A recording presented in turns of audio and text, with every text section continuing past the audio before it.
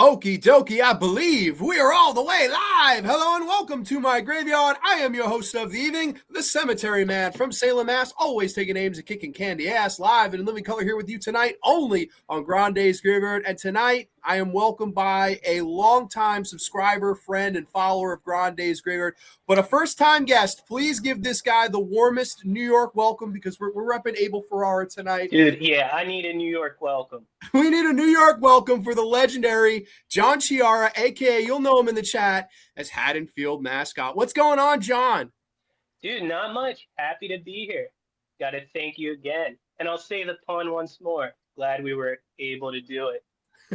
I'm glad we were able to do it too, man. And you know, it's funny. We've been talking for a long time, and I know you've been following the channel. You literally, I don't think there was anyone that watched this channel more over the past few years than you. And you showed me the screen share of like over 200 something videos of this. So, dude, like the ultimate honor that you enjoy this. And man, I've been wanting to have you on. And when you were like, dude, let's do some Able Ferrara cinema, I was like, dude, hell yeah. So I was really happy. So thank you so much for making the time tonight. And thank you for being on, because this is just a really episode I never thought that would happen, but here we are. So thank you so much for making the time, bro. Dude, of course. No, I'm excited to be here. I want to apologize. I'm a little hoarse in the throat. Just got over. I had like a flu last week, but we're good, you know. It's coming to I think you sound beautiful. I think you sound like Fergie and Jesus tonight, my friend. All right. We do have some getting to know you questions. Hair was a voice. Yeah, no, for sure. We do have some getting to know you questions. We do have some people in the chat saying hi. Ciao, Grande and Graveyardian friends. Miss C is here. Dr. Howdy 6664 is in the house. Will, what's going on, buddy? We got Susan Chaos. Hello, Graveyard Army. Hello, Susie. Will says, what's up, Grande and John? Stoked for this? Dude, yeah. Thank you, everyone, for coming. Very happy. Hell yeah, man. Anthony Chabot, I8W. Hey, how you doing? By the way, up to 2019 in the memoirs. Every day, he's running out of years right now. People saying hi and all that good stuff. But yeah, no, again, thank you for making the time tonight. And obviously, I know our chat knows you pretty well, but I was like, I still got to get some getting to know you questions for John. Yeah, why not? Why not? Yeah. Okay. So the first one, I know on your Instagram, you share a ton of mask posts of Michael Myers specifically. And of course, your Haddonfield Mascot is your handle. So I'm pretty sure it's safe to say you love Halloween a little bit. I love it. I love it. Tell me about your mask work and making and stuff, because I think it's such a cool hobby. So yeah, no, thanks for asking. It was super weird how it came on. Halloween Kills was right around the corner. I ordered a Kills mask because I love the masks of the new trilogy so much. I think they're awesome. What Christopher Nelson does, I'm happy. It's nothing like the original, but I love it. But yeah, so anyways, I ordered that mask. It showed up just looking like shit. Like all Trick or Treat studios, they're great with like everything but Myers. With Michael Myers mask, it's just very basic, which I don't understand because they cost the same price as something super detailed. So yeah, it was weird. I had no real like experience with painting before. I just ordered an airbrush, paints and just kind of went from there. Super weird, I didn't expect to keep doing it. I didn't expect it, I thought it was going to look like shit. Decided to post it randomly, started getting some followers, and then found out there's like a whole world of other, mask painters, rehaulers, whatever you want to call it. And I was just completely blown away. But yeah, it's something I wish I would do a little more. I need to get back on it because it's like I'll start getting good with it, and then something happens, like got to just work or, whatever. Right. And that, I think it's cool. I love when you post the stuff. And like, I always meant to ask you too, do you work on anything other than like, have you ever worked on like Nightbreed masks, like the Cronenberg mask or anything like that? Or is it exclusive to Halloween? Pretty much just Michael, it's weird. It's one of those things that, it doesn't really feel like work when I do it. Like there's no stress involved. So, but I should try something else out. Right. The thing is, though, is I don't know if I'm, good enough to do something super detailed. Because like with the Michael mask, it's pretty much what I do is I'll get a Dremel, shave all the paint off, the stock paint, and then just do the, Kirk flesh tone, mist some white on it, and then I'll seal that. After the sealant's dry, I mix a little bit of like black acrylic ink with water and just spray it on the mask and lightly like dab it off to get the weathering and such. Like get to line up the cheekbones and bring out all the details. Oh, very nice. Let me ask you this: do you have a favorite Myers movie mask? Like, is there certain? Oh, I'm obviously the original is the best mask, and obviously that carries over into part two, right? It was under Deborah Hill's bed for 3 years, so that's why it looks so yeah, worn. it's all like Lauren, but part two, I guess, would technically be my favorite. I like Dick Warlock's head shape. It's a little more wide and shorter, so kind of like the eyes pull and they look a little pissed off and evil. Yeah, no, it totally does. Yeah, no, and it's funny. My buddy at work, Donovan, he was telling me, he goes, "Oh man, you know a guy that does Myers masks?" I'm like, "Yeah, you got to tune in tonight," because he was like, "Oh, mine is all destroyed and the hair is falling out and stuff." And I was like, "I wonder if John could do like emergency surgery on this mask." Like, have you ever gotten masks that were in horrible shape and you built them back up? Yeah, so I've had people, send me. It's weird. I don't really want to tax for them. I pretty much, if someone wants a mask, I pretty much just cost of materials, like cost of the mask, the hair, paint. Like I don't want to profit off them. But yeah, I've done that a couple times. Had people send me masks that they just want me to touch up and whatnot, redo the hair like you said. Because the stock hair is not too good. It's like really low quality camel hair, which that's what they used in the original movie, but it was good quality and it's kind of pricey to get. It's hard to find. Where would you get, if you don't mind me asking, where do you get camel hair? Like what? So it's you go to like wool websites, something like that, and they'll like send you a spool of it. But it's really hard to work with because you have to like what I do at least, because when it comes fresh, it's like it's so like ratty and nasty. You have to kind of like I soak it in conditioner overnight, fucking brush the shit out of it, get it, all nice, let that dry out. And then what do I do? So I'll bleach it to get all the color out, and then I'll dye it because it's kind of weird on its own. It doesn't really look right. Because I know in the original movie they spray painted it black and brown, like misted it. Right, right. Yeah. No, that's really cool. I always wanted to ask you about it. So I appreciate you sharing all that because that's such a cool little hobby that you have. And we all need good hobbies. Dr. Howdy says, I like gluing camel. I'm sure we all do. Dude, it's great. Everyone needs to do it. Yeah, everyone's got to do it at least once. Will says, I like gluing camel hair to my face. Yeah. Oh my God. And then AJ says to me, about time you got your haircut, Grande. Oh God, don't throw stones. I let it Did go a you? little bit. Did you? All right. All right. A little bit, Susie says, hello, John Chiara. Nice to meet you. And JP's in the House Street Heat lobby. Hello, Graveyard. Hello, JP. Hope all's well with you, buddy. Now I know you love movies as much as I love movies, and that's why I'm always love talking with you about stuff. And like you, Mateo, there's so many people that I've met through this show that I love to just talk about cinema with, whether it be horror or not. So I've got a tough question. I've got a question I've never asked anyone in the history of the show tonight. So no pressure on you right now. Oh shit. All right. Here's the question. Now, I'm kind of ripping off Letterboxd a little bit. 4 favorite films with John Chiara right here, right now. Pressure and any genre, anytime, any era. Don't feel pressured to say horror movies just because I'm a mark for them. 4 favorite films, John Chiara on the spot, only man. On the Graveyard. That's tough because you feel guilty. There's nothing but guilt. But all right. Gun to my head, 4 favorite movies. Paris, Texas. Great pick. Halloween 2. Oh, yes. Oh man, I mean, Miss 45. Yes, let's go. One of them. That's one. And fuck. All right.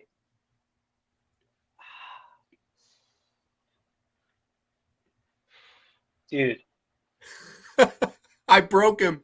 Yeah, dude, I'm about to glitch out. Let's see.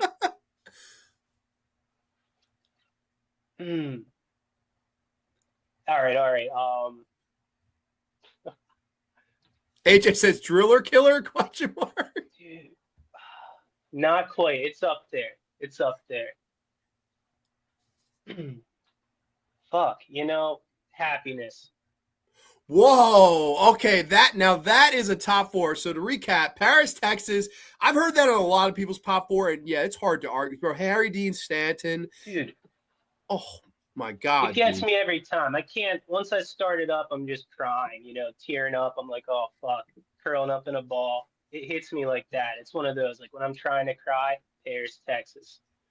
Dude, that's a valid pick. You're right. It's that's the thing, with your whole list. There's a lot of variety, right? You have Howling 2, which is a great horror film. Miss 45, which is definitely a heavy movie, and we're going to discuss it in just a few seconds here. And then also Happiness, which is one of the craziest dramas ever made, and I think a great human character study of so many different types of people. So I love that list, man. That's a really I have not ever heard a top 4 quite like that. So I love that, man. That's awesome. The Happiness, I just felt hearing Happiness on the top 4. I don't think, I've seen a lot of those Letterboxd videos. I don't think anyone's ever said Happiness or Halloween 2 for that matter. So I'm happy. What I like about Happiness is like, I watched, I'm like, all right, like, you're kind of like, this is disgusting. Like, I need some time before I watch it again. But to me, it's like I start thinking about it every couple months. I'm like, yo, let's pop it in. Oh, dude, did you get the 4K from Criterion? Yeah. Me too. Love it. It never looked better too, because that out of print DVD, it looked like shit. Yeah, it was rough, dude. It was like 120p. Yeah, it was. It looked like it was shot with a potato or something, and then now it's like, oh, thank God! Like this needed a 4. If any movie needed a 4K, that was one. It looked pretty rough, but great top 4, and also awesome. Thank you so much for sharing the mask with us. But the topic at hand tonight, my friend, we're talking about one of the most prolific New York filmmakers that there's ever been, a legend in that. I'm rocking my New York jersey, little Tugger McGraw, if you will. And you've got the nice Dana outfit rocking there. Show everybody your That's a little death to death.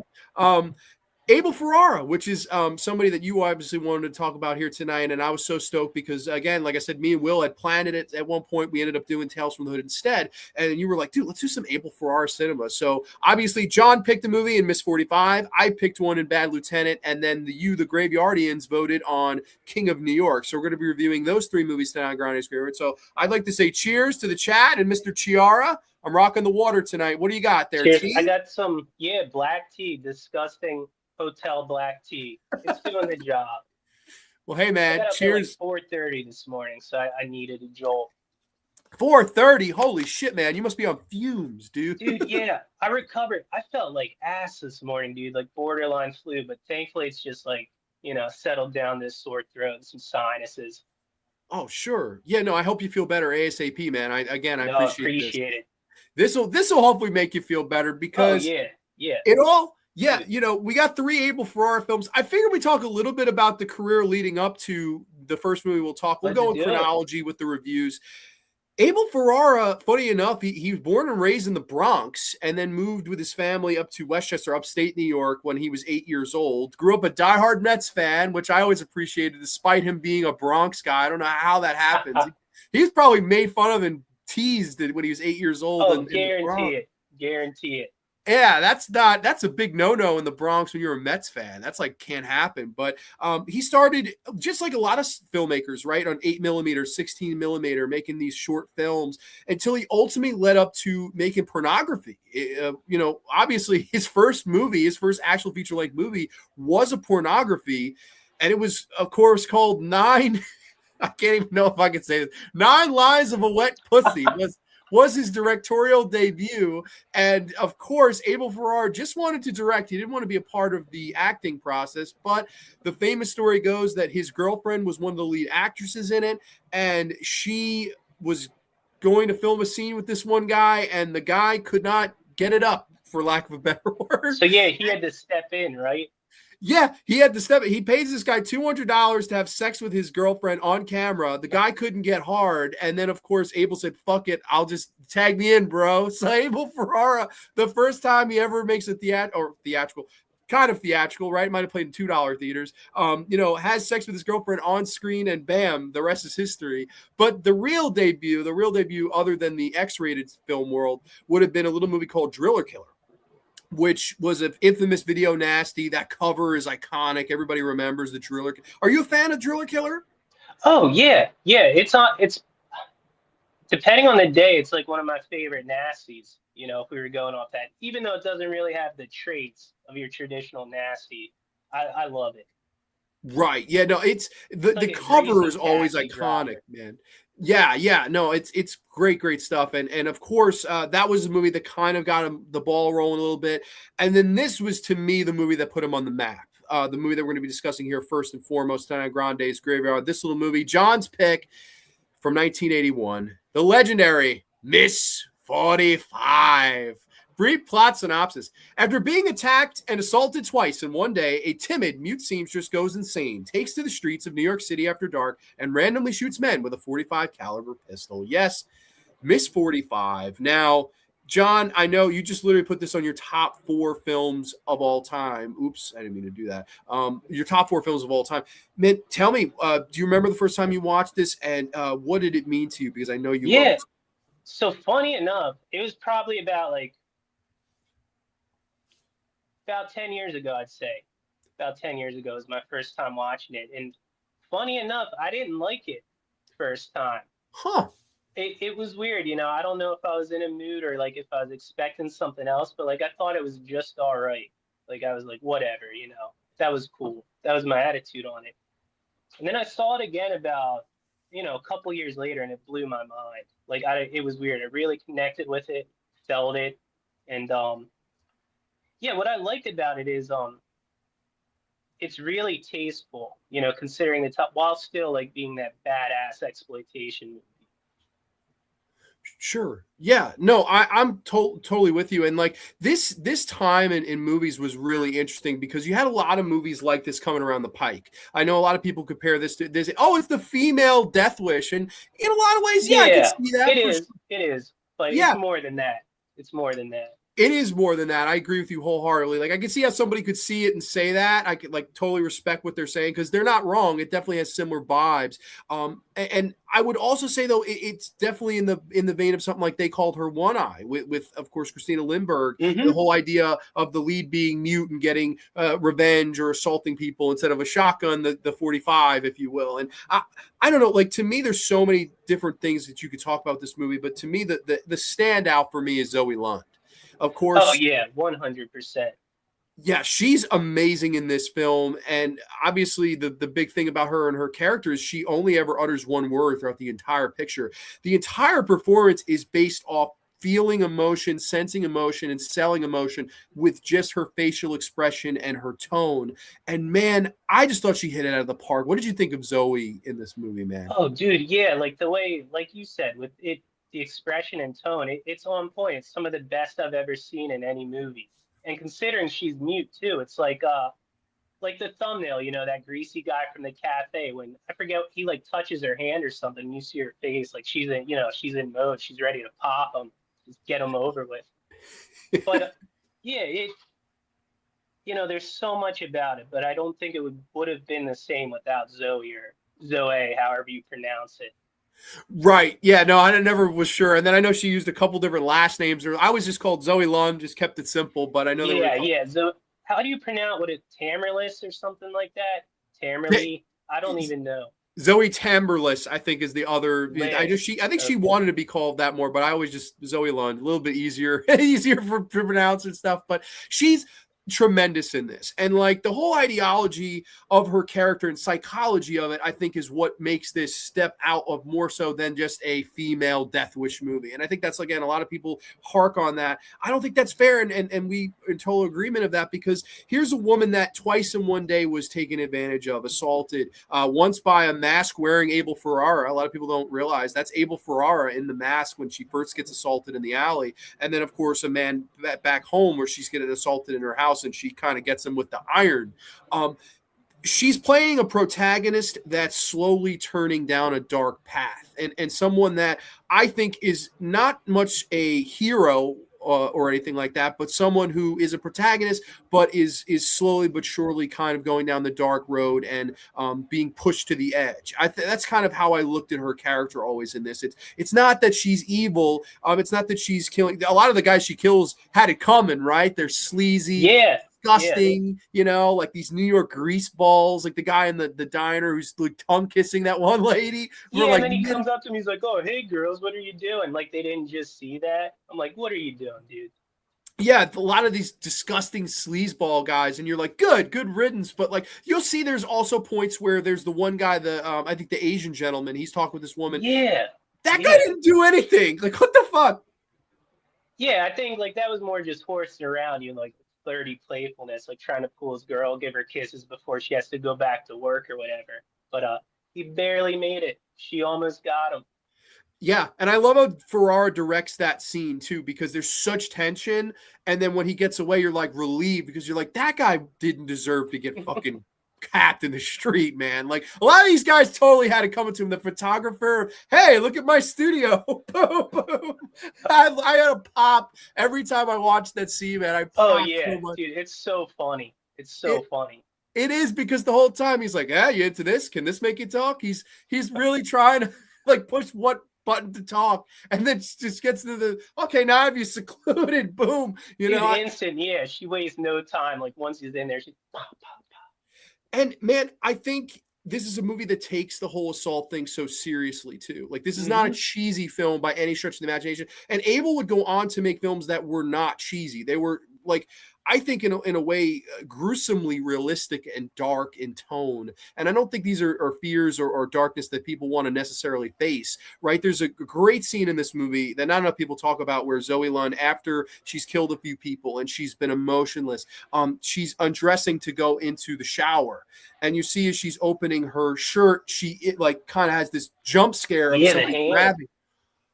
Like, I think that stuff, it speaks so much volumes of the real horror that's at hand here. Like, I love that scene. I don't know about you, but. Yeah, no, I love, and even just right before that, when she walks into the apartment after being assaulted the first time, like, it's very somber. You can tell, like, she just slowly, like, trudges in. She's just, it's horrible.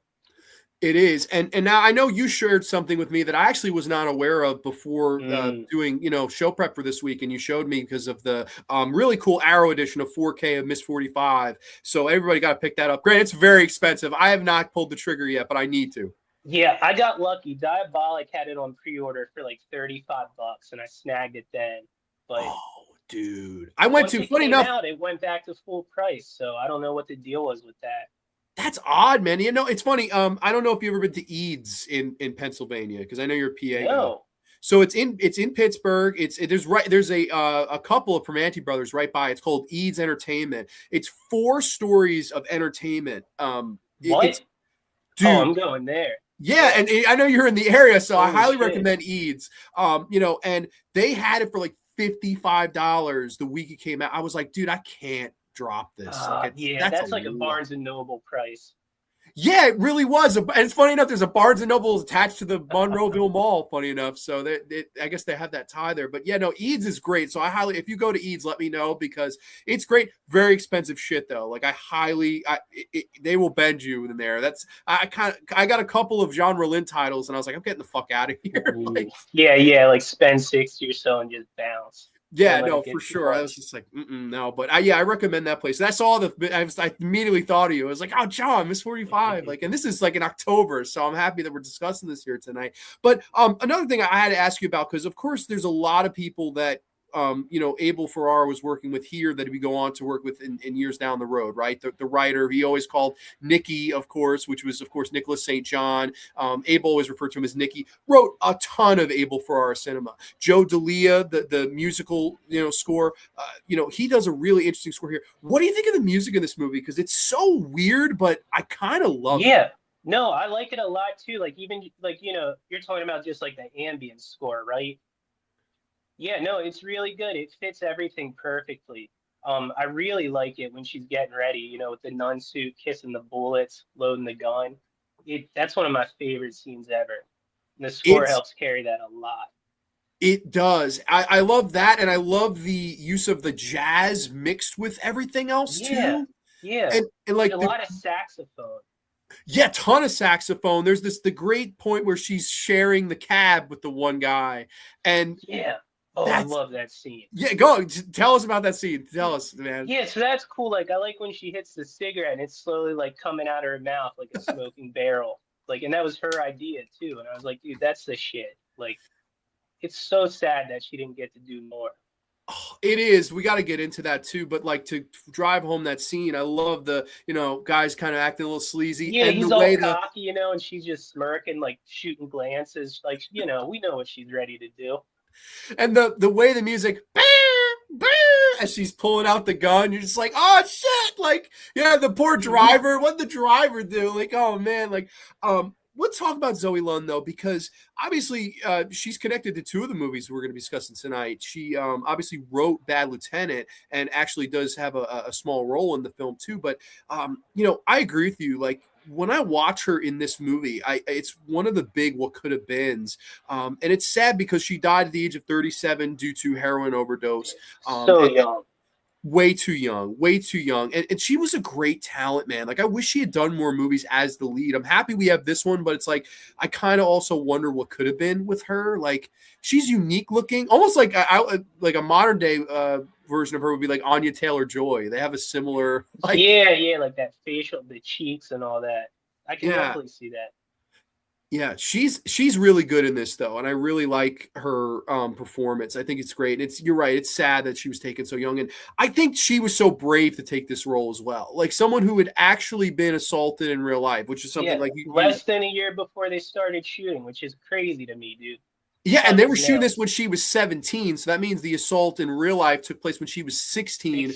And I think, in a sick way, and I don't mean this any crazy way, but like I do think that adds to the performance. I think it's at a point where it doesn't feel like acting. It feels like natural expression because this is somebody that did go through this. This is somebody that did have to live with the trauma and the stress. And once that's captured on the screen by Abel, it's amazing. Like I think it's really, really amazing. And now I know they've discussed over the years that the whole point and argument and message of this was to show that her boss is like the ultimate villain of the movie. What did you think of him and his performance and the whole ideology of like fuck the people that really fuck us every day is our boss?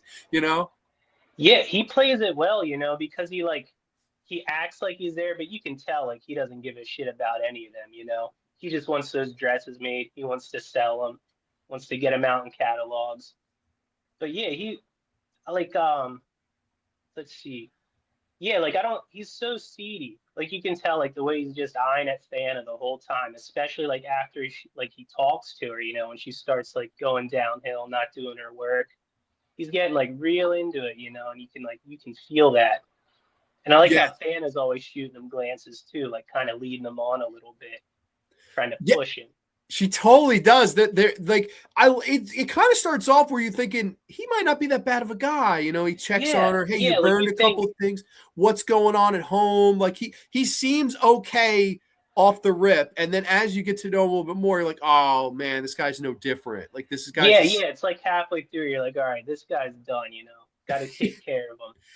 Because he does in the beginning. He seems like a good dude. Like it seems like he cares about his staff and all that. But fuck no.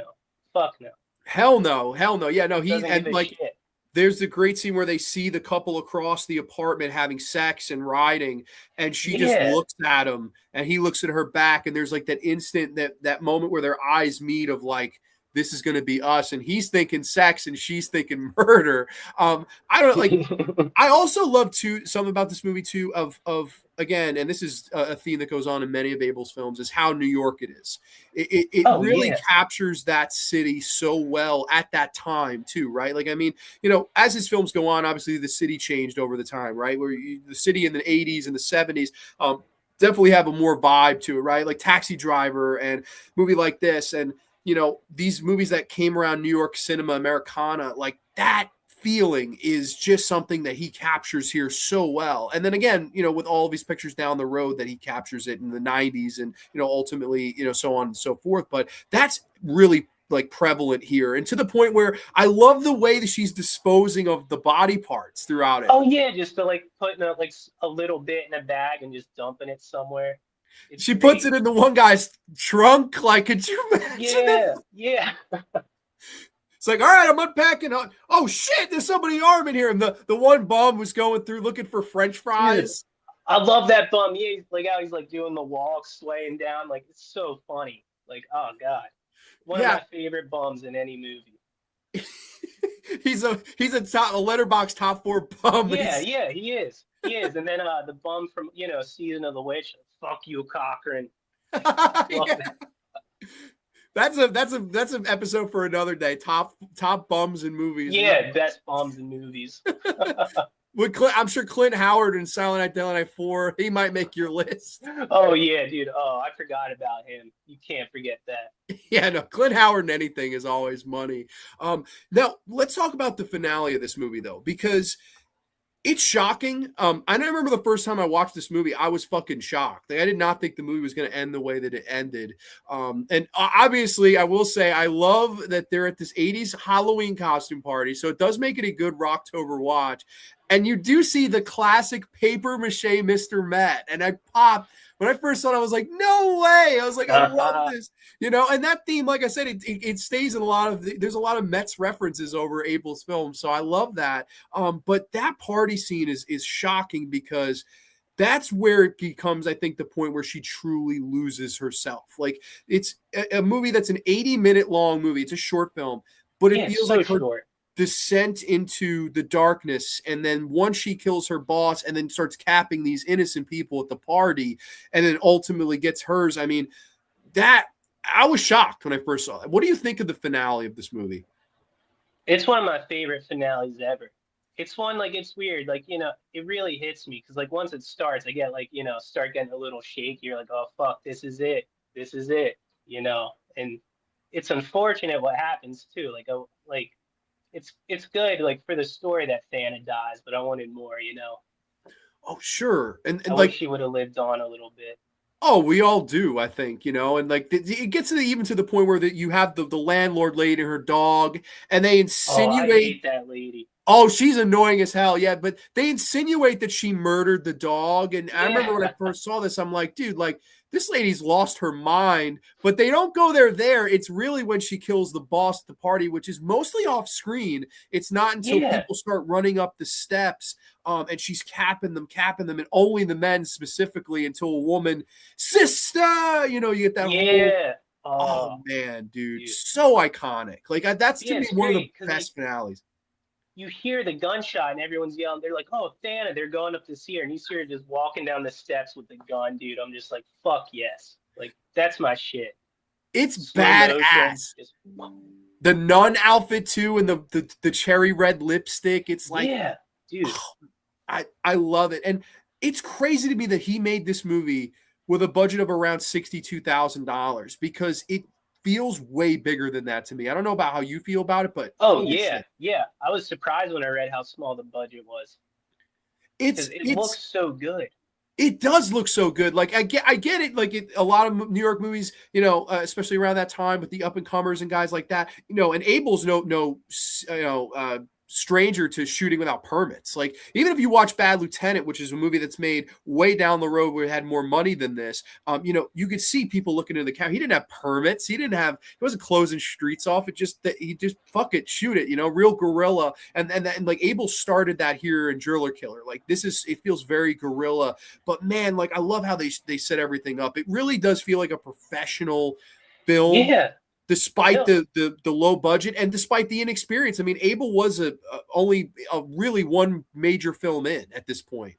And it feels like he'd been making movies for 20 years. It's wild. Yeah, I was just going to say, like, it feels like something like, like, it's cool because, like, the first beginning of the movie, it doesn't really look like, it's nothing like mind-blowing. But it's like the deeper she goes, the better the movie looks. And it blows my mind. Yeah, it's especially incredible. Too, the courtyard scene. I love that with the fog when she's walking up. Sees that guy walk by, and oh, dude, the guy that's watching her from the up, and from then the top. When she goes down and they corner her, that's the only scene that totally does feel like Death Wish to me. Where I'm like, they totally like, okay, fuck it, and she's got their arm behind her back shooting people. Like, dude, like John Marston from Red Dead or something like that. Dude, she's on point. Yeah, She really is. Now, I love this movie, and I totally consider it amongst the lexicon of some of those classic, revenge pictures. Like, to me, I would put this over something like A Spit on Your Grave. I know that might be controversial to say. I was going to say that too. I didn't want to offend anyone, but oh, you can. No, I'd tell me, is this your top revenge film? I know it made your top 4 films, so I guess 100%, it is. Yeah, top revenge film. Dude, that's by a mile, by a country mile. And let me ask you this. What makes this film stand out by the country mile for you as your favorite revenge film? Like what puts it to that top shelf level for you? I'm curious. I think Zoe. I think it's just one of those standout performances to me. Like, I put it above everything. Yeah, she's tremendous. I'm with you. I'm wholeheartedly with you. Like her, in all due respect to a Camille Keaton who did a really good job, and Sandra Peabody's of the world, and Christina Lindbergh's, and all these people that were in similar type of roles and had to give similar type of performances. Other than Lindbergh, the other ones got to speak, right? They got to express how they felt. That's the thing. Yeah, her being the mute, it fits so well. Yeah. And like the thing to me, one last thing that I think really drives this home is that I think of all those movies I just mentioned, I don't think any of them feel more real than this. Like, that's why I love this movie so much. It feels as legit, gritty, grimy New York City, and like this really happened, as opposed to you could tell in a lot of ways. Last Us Left, Spin on Your Grave. They're movies, right? That's same. Yeah. Miss 45, it doesn't go too over the top with the assaults, and I think that's what really brings it home. Yes, because I don't think that's the story it's trying to tell. The 100% of the story it's telling more is the trauma that a person lives with after said assault. It's not about the horrors of the assault. It's about what comes after and losing yourself. Exactly. Yeah. And nothing does it remotely close to Miss 45, in my opinion. I'm with you. I'm happy that you brought this one in, and I'm happy we could discuss it here tonight. I've got to splurge on that 4K. I know it's $50, but I've got to just pull the trigger at this point. No, I recommend it. Yeah, just keep an eye on it. If you see it go to 40 or below, snag it up. That's one if they did a sale, like the 25, or the 50% off, I would buy it for 25. But I was like, $55. I was like, I can't do that for an 80-minute movie. I got to draw the line, Mr. Chiara. And it's one of the best booklets too. It's really all about Zoe. It's really it's like a love letter to her. The entire Arrow booklet. That's nice. I think it's funny because it's like it's a good send-off. My top 2 of him is this movie and Bad Lieutenant, and she's lead in one and the writer of the other. And it's weird. It's like Abel made a ton of really good movies, but I feel like he was at his best with her in a lot of weird ways.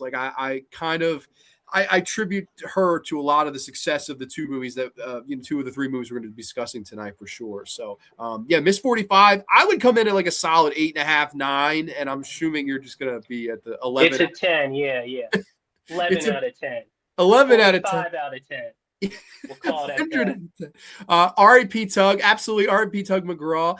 Slasher Fred's in the house. Welcome, Fred. This movie is one of those rape revenge movies that reminds me of Sudden Impact. That's another one. Mm-hmm. And it's a classic. I think Miss 45. They're actually cool enough. They're screening it by me, I think, next month on 35. What?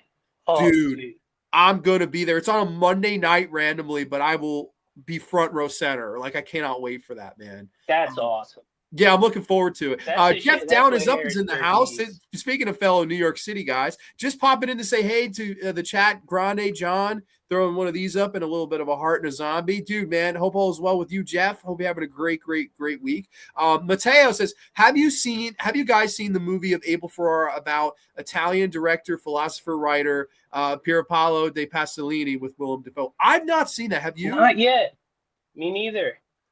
Yeah, it's funny. John and I were talking about this backstage. Yeah. His later work, I haven't really dabbled. I haven't seen Padre Pio with Shia LaBeouf. I haven't seen, some of his later works because, John was saying it. He said it best backstage. He doesn't want to get Dracula 3D'd, which I think is so true. I need to check that shit out though. I'll go through them eventually. Yeah, no, for sure. I don't know how late you go. I go up to the late 2000s with his movies. I've seen pretty much everything Like Go-Go Tales might have been one of the last ones. That's a really fun movie with Willem Yeah, Dafoe. I think that's the most recent of his I've seen. I think so too for me as well, right? Asia Argento as the nightclub performer, Willem Dafoe and the winning lottery ticket that's lost. So many good cameo, like Bob Hoskins is in that movie. Like that movie has like an A-list cast, but they're all Yeah. sprinkled throughout it. Really cool. Yeah, they keep popping up. It's so funny. Yeah, that would be the latest one I've seen from him. And like, I don't know, like after that, I'm in the same boat as you. I don't want to. I'm kind of afraid to Yeah, dabble any no, further. I trust Mateo. I'll check that one out. Oh, absolutely. And Mateo, we trust here on Grande's Graveyard. Arrow Blue on Amazon 30. Okay, yeah, I totally, I would like to dip on the 4K. How is the transfer, man? Because I can't imagine. It's so good. So the Alamo Draft House, I'm not going to get rid of that because I like that too. It's a little more yellow and bright. But the Arrow 4K is really dark and gritty. And dude, the reds, oh my God. They look so good. I'm probably after this. I'm probably just gonna buy it. Like you're tempting me. Like I'm so tempted. All this talk about it. Taxi Driver also had Harvey Keitel, right? That's absolutely right. Yeah.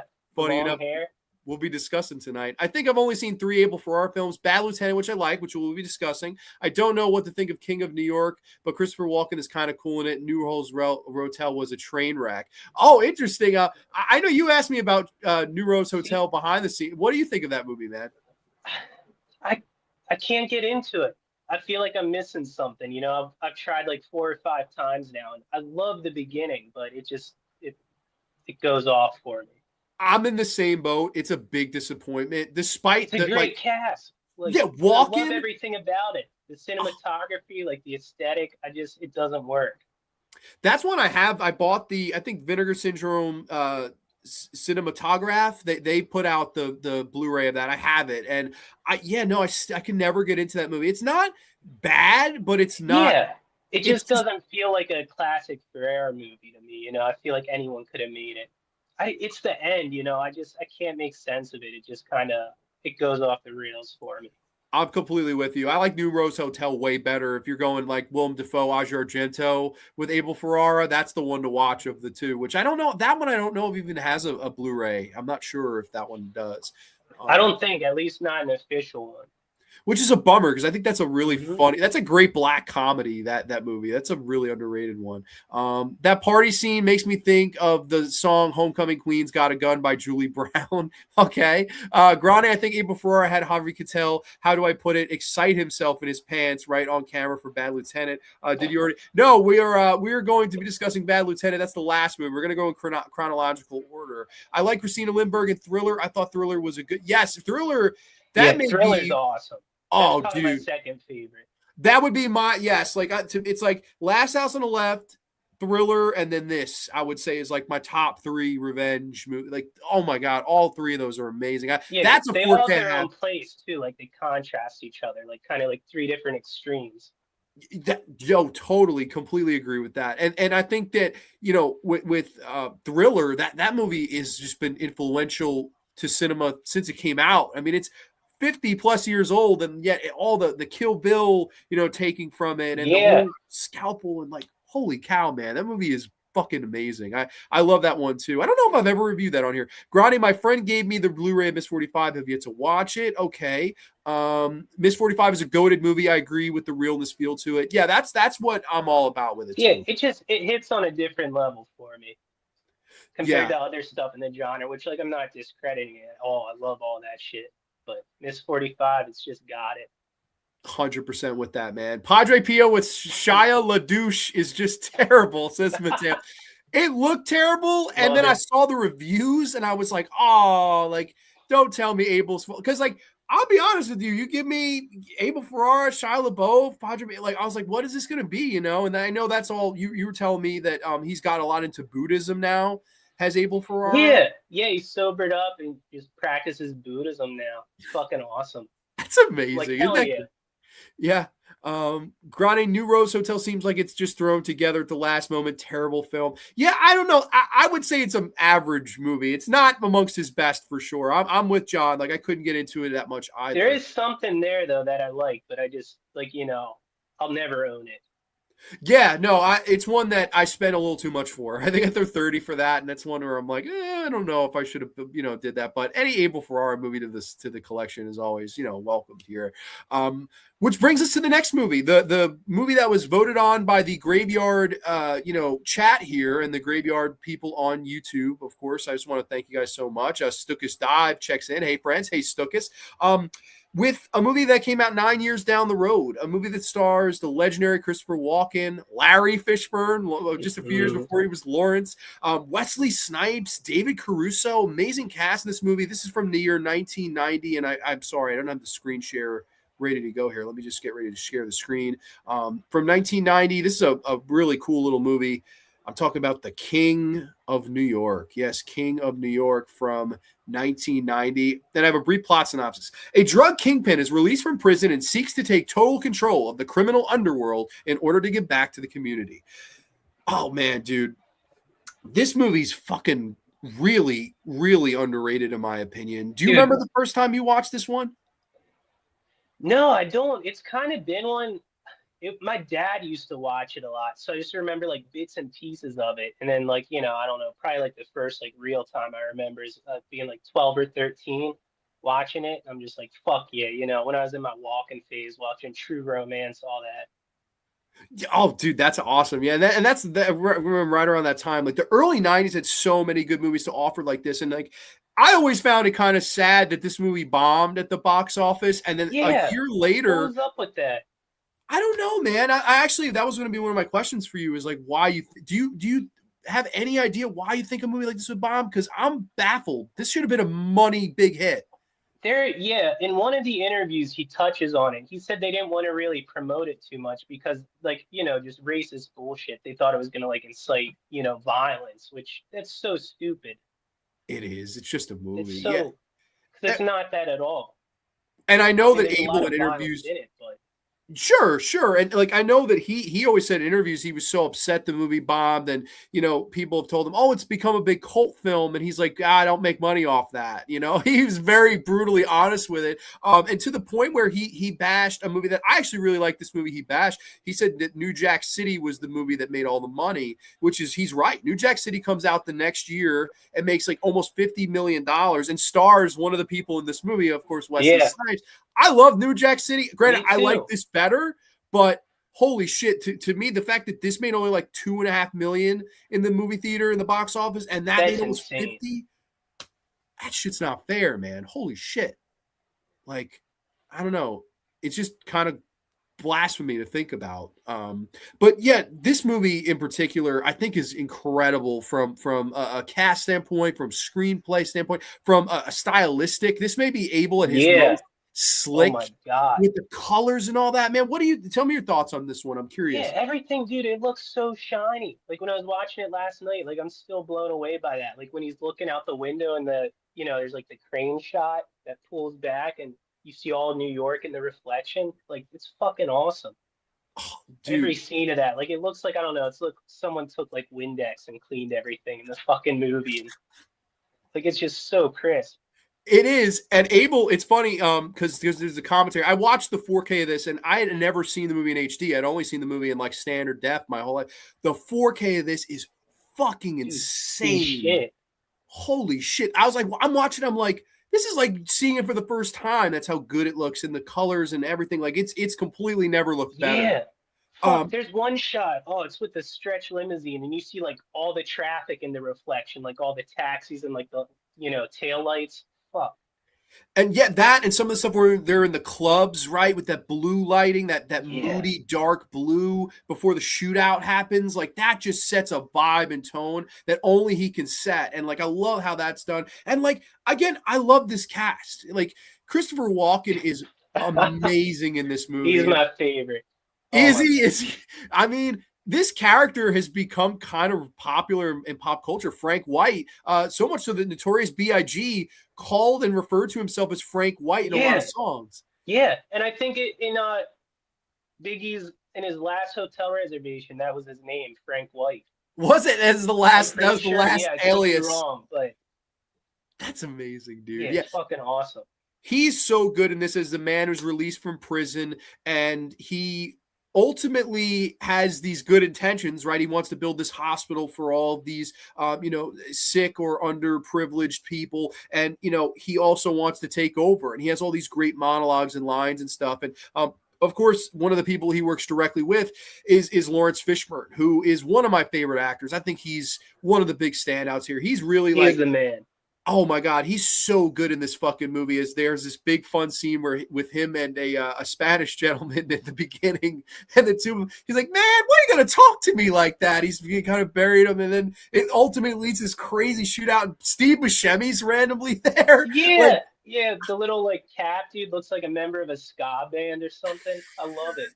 He looks like an accountant there, just sitting there, like, yeah, what's the fuss, fellas? Larry Fishburne, as he went by in this movie, he's money in this. And then I think what's cool about this, at least my favorite part of this movie, is the fact that they show you both sides. Abel was so smart to show both sides and humanize both sides. And what do I mean by that? You have the side of the drugs, right? With Fishburne, with Walken, with the deals and the whole, anytime a nickel bag gets sold in the park, I want it. You have the great, Christopher Walken dialogue. And then we see the other side. We see the cops, right, with David Caruso and Wesley Snipes in an early role. And Wesley's great in this movie, as is Caruso. I like how they humanize them too. We see them at family parties and they're talking, making jokes at the other's expense, and you see their families. I love the way they set that scene where we have one family versus another, right? The drug side versus the cop side. And then, of course, all of these wars and kind of tricks and low blows that come off along the way.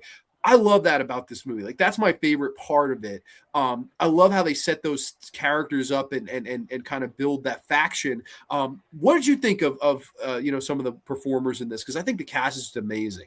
Oh, dude, it's the shit. Like we talked about last night when Larry Fish comes to see Walken after he gets out of prison, dude. I love that. It's so fucking funny. Like, although he's like, like his weird little giggles and shit. What's Laurence Fishburne say when they're talking about what's his name? He's like, oh, that fool's about to get sprayed, played, and like, whatever. And Walken's just like, I heard that. It's so awkward, dude. I'm like, is this directed by Tim and Eric? Like, not making fun of it. I'm so happy it's the way it is, but it's just, I love it. But yeah, back to that. I think Christopher Walken was kind of pissed after he first saw it because he was using like his rehearsal takes that actually made the cut. Yeah. And I think that's what a lot of that shit was, but it's just so good. And that's the beauty of Walken smiling and all that, just being weird. Yeah, that's the beauty of him as an actor. Like, there's infamous outtakes on him in Catch Me If You Can, and he's doing the same scene over and over, but he does it a different way every time. Like, one time he does it over dramatic, one time he does it mellow dramatic. He does it like amped up, toned down, like elongating the words. Like, I love that Christopher Walken does that. And yeah, you're right. He was kind of, he's like, you used like the first takes of this, and he's like, yeah, like these were fun. These felt the yeah, most. they were like his warm-up takes, but they're so good. And that's a testament to Christopher Walken. And he's a guy I always really enjoyed, whether it be, in movies like The Dead Zone or The Deer Hunter, which he finally did win the Academy Award. He's and now he's kind of become a parody of himself, right? Like a lot of people it's Christopher Walken, I'm just here shooting a movie. Like, he has the way he talks, the isms, right? And he's a fun guy to impersonate, but this is a movie, man, where he just fucking commands it. Like, I think this is one of, if not his best performances. I was just gonna say it's one of mine for sure. Yeah, he's electric here as he kind of carries this film. And again, I wouldn't say that Larry Fishburne is not just as important and great in it too. There's a great scene where Larry Fishburne goes to this, I guess, shrimp/chicken establishment. And he kind of busts in the door and, motherfucker, give me 15 pieces of shrimp. And he gives the guy his whole order.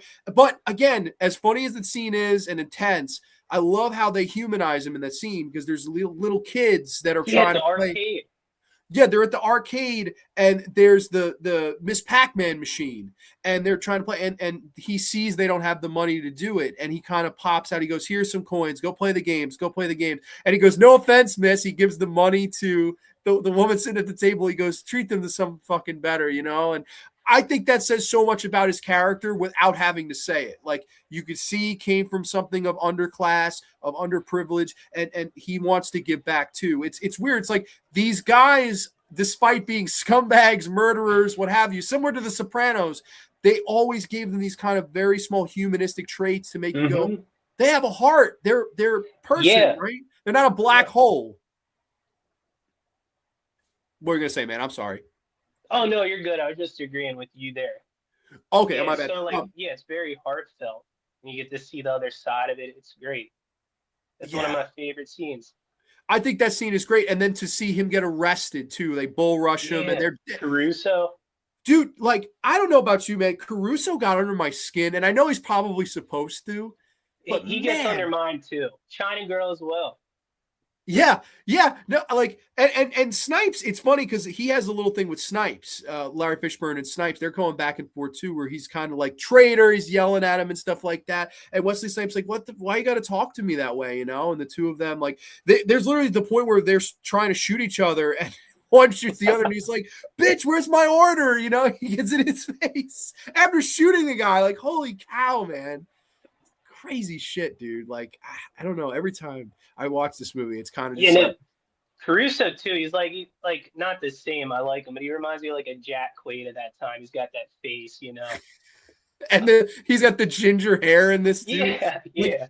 I don't know. What do you think of the whole thing where, of course, there's a point where they do arrest Larry Fishburne and Walken bails him and a bunch of other people out, and they're upset, they're angry, they're triggered, if you will, because they captured the criminal, but they couldn't keep them locked up because of Frank White's fucking money, baby.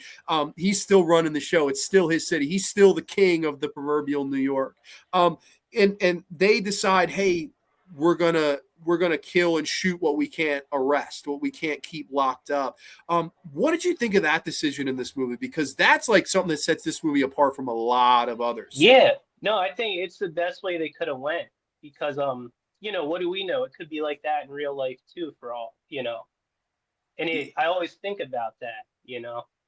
Isn't that scary to think if that really goes on? Like, and they're like, oh, fuck it, we'll make it look like a gang shooting. And there's that great we mentioned before, that blue hue where it's a bunch of people in like a nightclub setting area. You know, people getting laid, people making out, people doing drugs. You see Christopher Walken's like his mistress, I guess, in the beginning of the film where he's on the subway. She's like getting with another guy, and he walks past her, kind of looks, and then once all the hell breaks loose downstairs, he just goes up and shoots the two of them. It's like, fuck you. Yeah, dude, it's so random. I love it. It still gets me to this day. I love that because he's probably like, wait a minute, I can blame it on them. I'm just gonna go cap their asses. Like, I love it. Yeah. He's like, all right, you guys too. Fuck it. Yeah, like, how dare you cheat on the king, baby? I love that, how that's all done. And then that whole shootout, right, with Larry and Snipes. And Snipes, I mean, it's an interesting story to talk about. Snipes this was a really early role for him. I mean, he had done Major League by this point. That's probably the biggest movie he had done. But Abel said that Wesley Snipes was living in his car when they shot this film. What? Yeah, he was living in his car while they shot this film, and they initially had a very small role. Like, he maybe had 2-3 lines, like as small as Buscemi's role in the movie.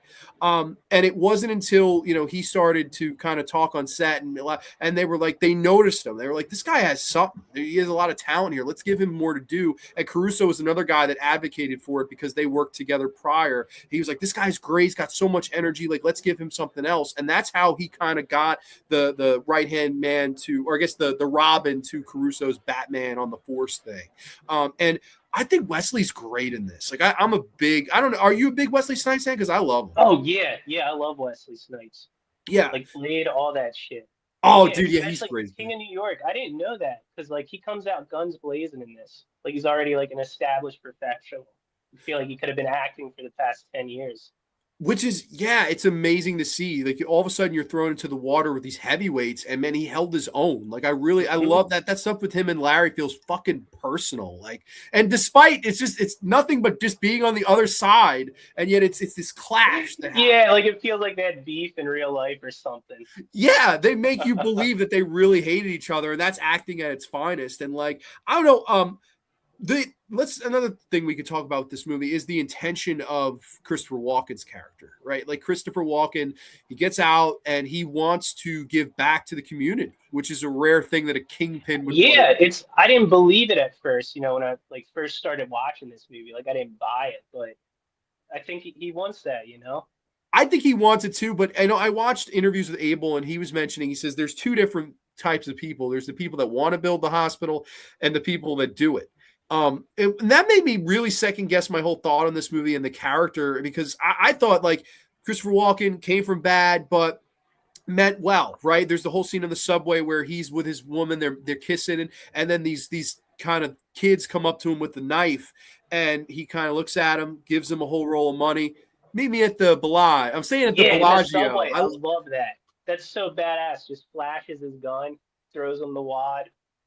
Yeah, like he probably easily could have just killed them all dead there. Oh But yeah. that's what separates him from another. Like he wants to get back. I think he sees pity in the I guess criminal, if you will, because he's the king of said criminal. So he leave it. I got work for you. Meet me at the Bellagio. I love how that's done, and I love how he portrays that. And then again, the whole ideology of giving back to the community, right? He wants to set up this hospital. He wants this world, and like it never happens. But yeah, I'm in the same boat where I'm kind of conflicted. Like, would things have turned out well, or because of what he was doing? Like, I'm so conflicted on his character, man. What did you think of his whole like motivation?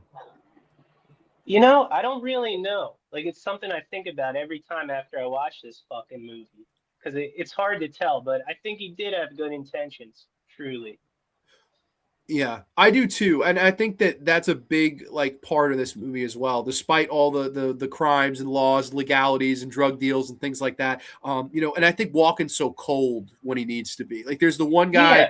the one guy who he I guess confesses to the police. He rats somebody out to the police, and they have him beat to his knees, and he goes, "Tell me the truth." He has this stern, "Tell me the truth." And the guy looks at him and he says, "They showed me more fucking money than I've ever seen in my life. Please don't kill me." And then he's just like, "Take care of him." And the guy's like, "No, no, no, don't be." And I love how cold that is. Like, he's just like, you don't fuck with us. Like, you can pour knives at me on the subway. I could be fucking, dead to rights, and I'll offer you a job. But if you rat on one of us, if you turn on one of us, that's an ultimate off with his head moment. And I think that was really well done in this too. And to me, the best thing about King of New York is that finale, is the entire scene on that subway too, where he's tracked down by, and I want to get this actor's name here, Victor Argo, who did a ton of movies with Ferrara and so many others. That scene in the subway is amazing. That to me is Able Ferrara 101, where the two of them stand off and he's saying, I don't want you to do this. Like, you can't hide behind these people forever, right? He takes an innocent civilian and he's holding the gun. And he says, "I don't need forever." And they kind of shoot each other off. Mexican standoff. To me, man, the ending of this is so fucking good. What do you think of it?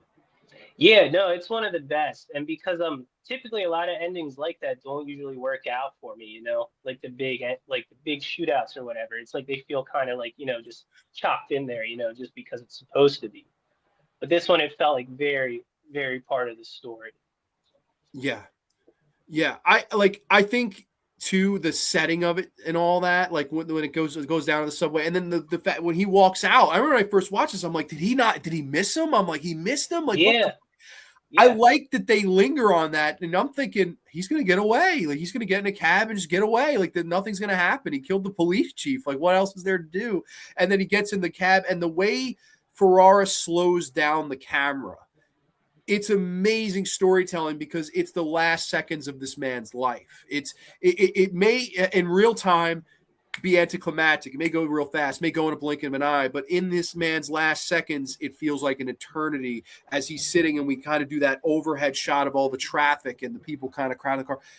That's like, to me, that's Able Ferrara 101 of New York City and the storytelling in that city. Like, this is a great fucking movie. Like, I honestly am with the fact that this is Walken's best role, because you're cheering for him in a weird way, but at the same time, when you see he's gone, it's kind of like, all right, you played with fire long enough, buddy. Like, no kids hospital. Yeah, learned your lesson. It got you. Yeah, I don't know. I love this movie. It's kind of baffling to me that this didn't get more love. This kind of got shit on when it came out, like a lot of bad reviews. I think Roger Ebert had a famous review where he said, Ferrara's got to work on a screenplay next time. What? Like, yeah, there were a few people that buried this movie at the time, which I don't really see why. But like we said before, it's become a huge cult movie. like a lot of people see, I guess an anti-hero in Frank White and Christopher Walken's performance. And I can see why. It's got so many colorful, great characters in it. And again, in that New York setting, in this whole drug world versus the cop world, I think it's amazing. I love this movie. But yeah, let's see what the Graveyardians have to say, because I think Will is a big fan. I'm curious to see. I picked up the Artisan DVD from GameStop when I was a teen. My buddy and I watched it, and I decided to become criminals directly after. It inspired you to become a criminal, huh? That's Don Dad, start from there. That's awesome. Grande, good Walken impression. Oh, thank you. I love doing it. Grande's the master impressions. Alpha Romero, welcome, my friend. Hope all's well with you, buddy. Grande, this is a good show, but it could use a little more cowbell. Haha, yeah. No, it could. I know John is a big cinema guy, and I believe you've seen The Country Bears with fucking Christopher Walken, haven't you? That's got to be the best. I haven't. Oh, no, never? No, I know that's one of your favorites. That was on. You had that on. What was it, like a year ago? The overrated, underrated. I mentioned. Yeah. Imagine Frank White versus a bunch of animatronic country singing bears. You have my money. Oh my God, it's funny. If you ever see that movie Kangaroo Jack, Christopher Walken. That's right, Christopher Walken isn't. Dude, Kangaroo Jack. Oh man, I vaguely remember that. Jackie Legs. I remember Jackie Legs. Anthony Anderson. I remember that more than the movie itself. King of New York for me is very Scorsese. Reminds me of Mean Streets. I liked it. I like it too. That's a good compare. Like, would you? I don't know. I actually don't think we've ever talked Scorsese together.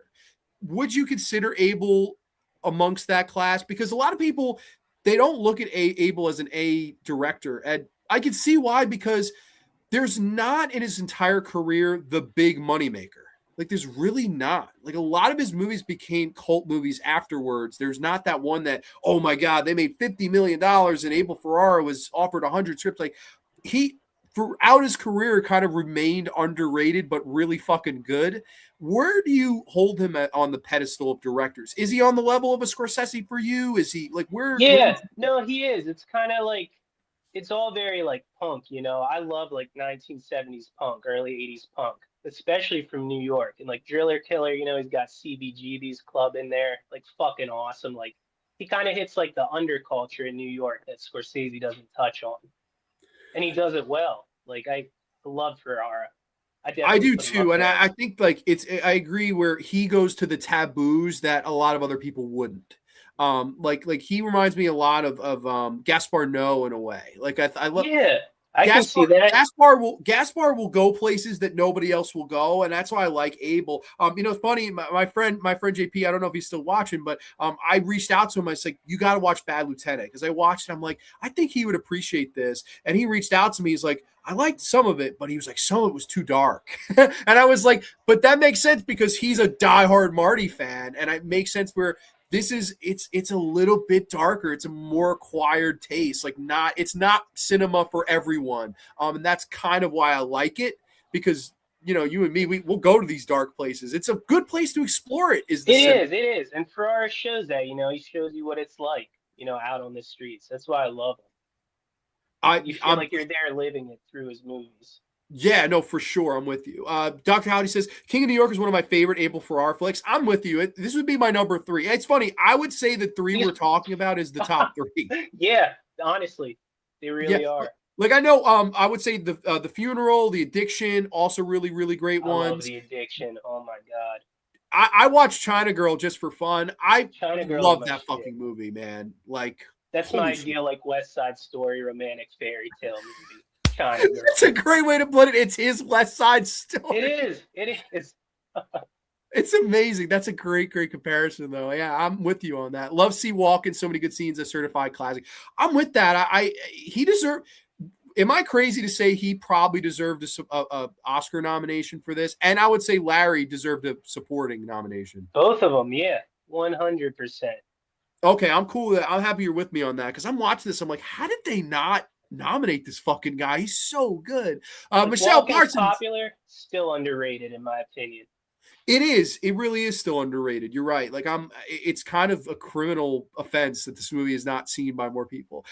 Michelle says, sorry, I'm late for the party. I'm trying to watch while at work. Want to make sure I said hi at least. Well, hi to you too. No worries, my friend. Work comes first. China Girl is my favorite David Bowie song written by Iggy Pop. You just said China Girl. Okay, fair enough. A little bit different. Love Iggy Pop. Yeah, well, gotta love it. Long live Iggy Pop and the cameo in Snow Day. That's always a funny one with Iggy Pop. But let's move on into the last picture of the evening, John. My pick for the Able Ferrara director spotlight here, and probably my favorite of his movies. And this is a tough. I mean, it's tough. I love all three of these movies, It's but so good. Yeah, I fucking love Bad Lieutenant. Bad Lieutenant from 1992. Yeah, we got the little screen share here and a brief plot synopsis. While investigating a young nun's rape, a corrupt New York City police detective with a serious drug and gambling addiction tries to change his ways and find forgiveness and redemption. Yes, Bad Lieutenant. Holy shit, man. I think this is a masterpiece. I love this fucking movie. There's nothing else like it. What are your thoughts? What do you remember the first time you watched the movie? Because it's a shocking film for sure. Yeah, and it's funny. Like Miss 45, I didn't really like. I thought it was all right, but I would have been like, whatever. I don't need to see it again. And then a couple years later, put it on again, and I was like, oh, what the fuck was I thinking? Yeah, I mean, you're right. There's nothing else quite like it, and you got to keep in mind, Harvey at this time was red hot. But the thing that people don't realize is that he wanted Christopher Walken to play this role, and he went as far as to sign on for this. Christopher Walken was signed on to play the Harvey Keitel role because they had such a good working relationship in King of New York, and they would go on to work with each other for years on end, right? I mentioned The Addiction, The Funeral, New Rose Hotel. These are movies that Walken came back to work with Abel. So they were buddies. But Walken at the last second, 3 weeks before filming, said, this isn't for me, I'm out. And apparently Abel said it was one of the hardest pills he ever had to swallow in his life. I'm sure. He, in fact, at this time was actually doing drugs, was Able Ferrara. This was, and obviously he was no stranger to doing drugs, but he was really into it at this point. Like, this was the peak of it, as was, of course, the writer, Zoe Lund, who Miss 45 herself. We were talking about her earlier in the show. He went away from his good buddy Nicholas St. John in this, and he went to her to write the screenplay. And they brought on Harvey Keitel to play that lead role just 3 weeks prior. So Harvey had to learn this in basically half a month. That's all he had to learn this role. And dude, I think it's one of his best. And you're talking about a year where Harvey Keitel just didn't miss. I mean, Reservoir Dogs was just a few months before this. And Sister Act, funny enough, was a few months after. Yeah, that's right. I forgot it was in that. Yeah, it's like 3 classics in 1 year, but they're a little different. But he owns this movie. And to me, this is all about Harvey and Abel together and what they were able to create. And again, the script from Zoe, I think, gave a different voice to this thing.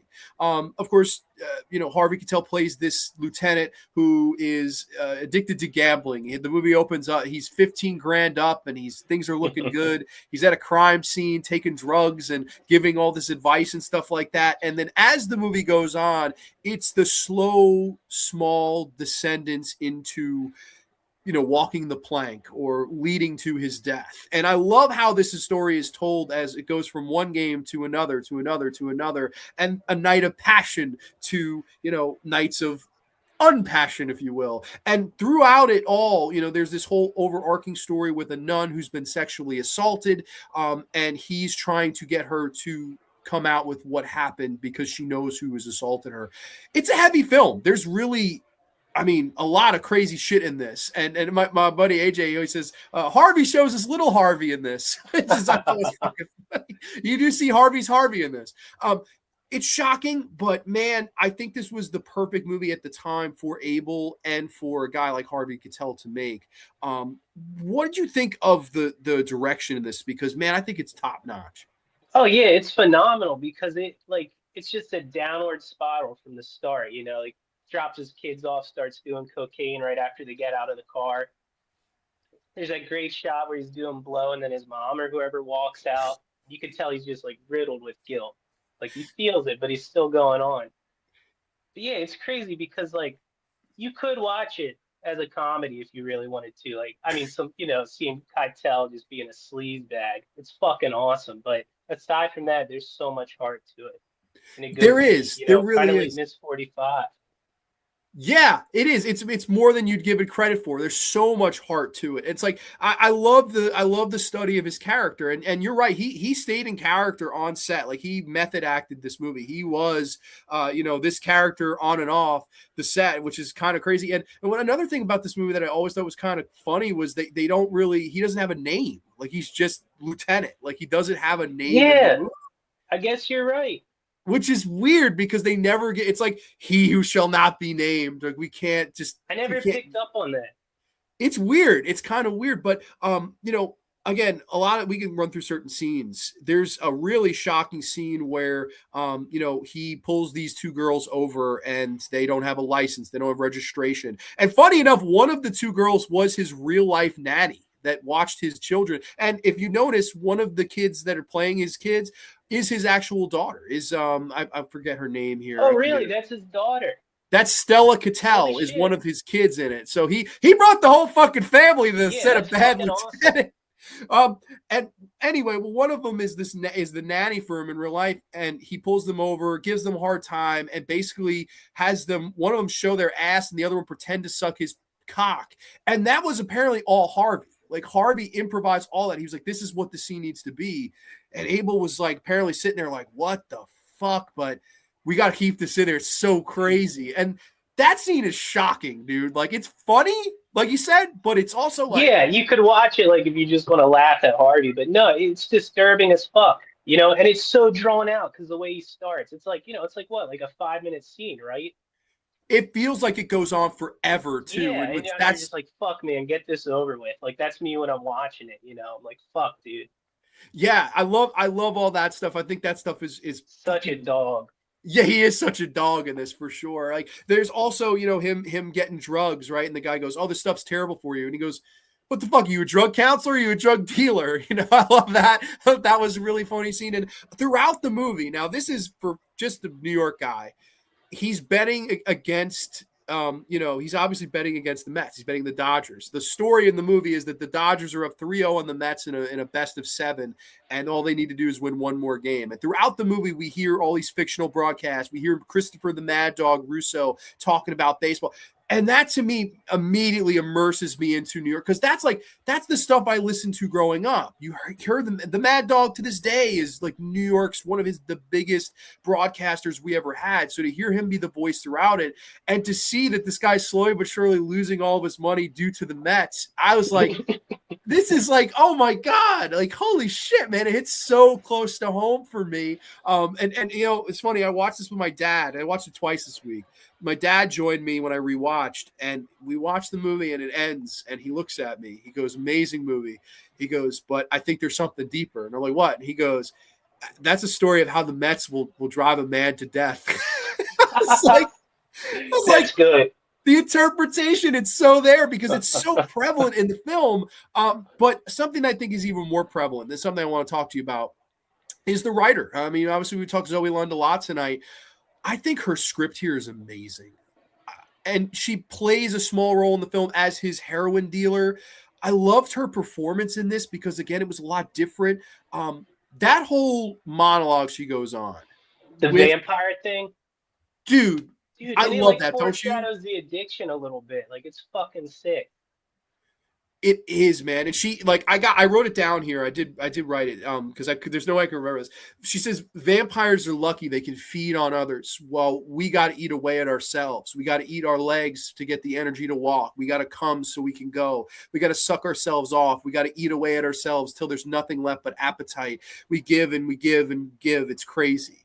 The way that, like, that whole monologue, you're right. I think that's like extremely foreshadowing this character. It's like he's eating away at himself. He's eating his legs so he can walk, and he's doubling down on every wrong bet and every wrong thing that he does. And they warn him, Harvey, like, this guy will blow up your house with your wife and kids in it. And he has this great comeback. He goes, "Good, I'll give him $10,000 for his trouble. I fucking hate that house." I thought that was great.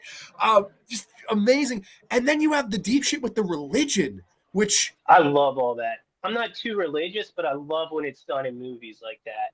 It's like I grew up in it, kind of drifted away, but oh my God. I'm in the same boat. I'm not too religious either. I did grow up in it too. So when you're in the church and stuff like the, I guess I don't know if his kids are getting communion or what that whole ceremony scene is, but like they're in the church and I was like, oh my God, I've been there. Like I've been there. I've been like this scene is right spot on.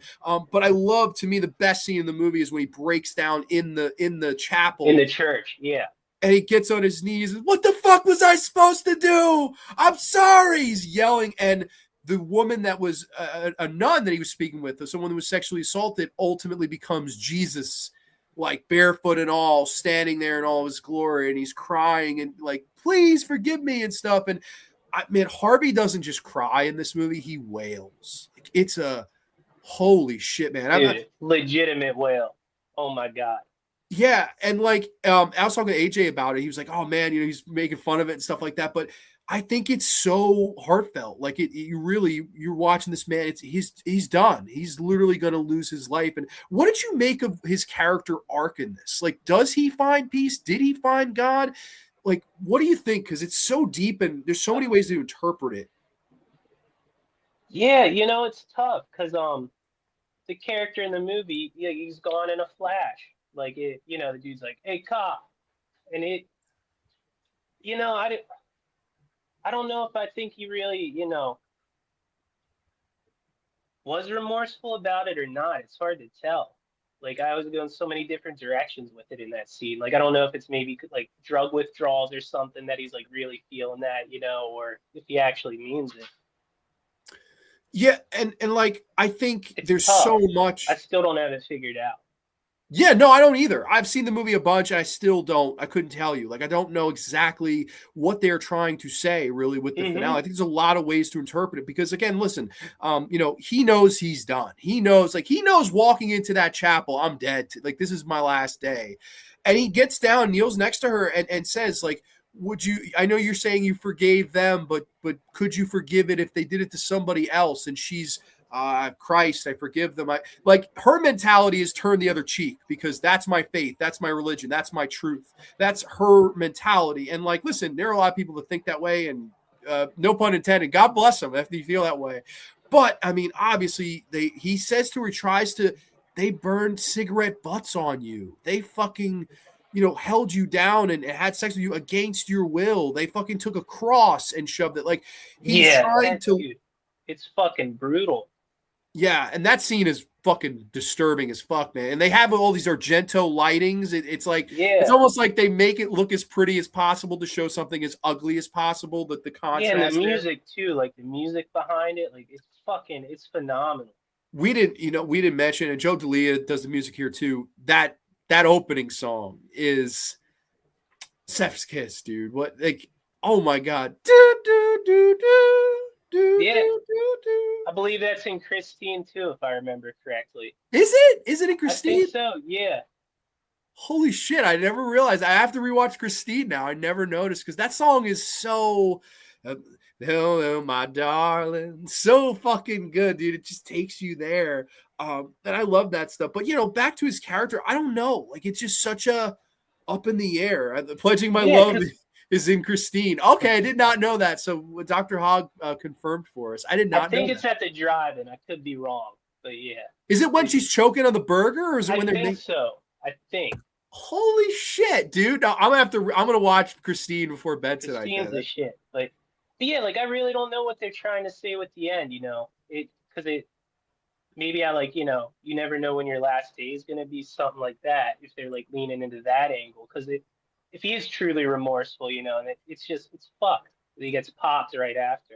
He lets the assailants go, right? He lets them go, and he says, "You better get out. You better not." He goes to the house, cuffs them. Yeah, and they're all that money. Yeah, they got the $30K, right? Like, I'm like, why do you? I don't know. I can't even tell you. I don't know. Maybe part of me, like this interpretation, I could be dead wrong. I don't know if there's a right, to be honest, but part of me thinks because she forgave. He keeps saying that, like, I should fucking kill you right now.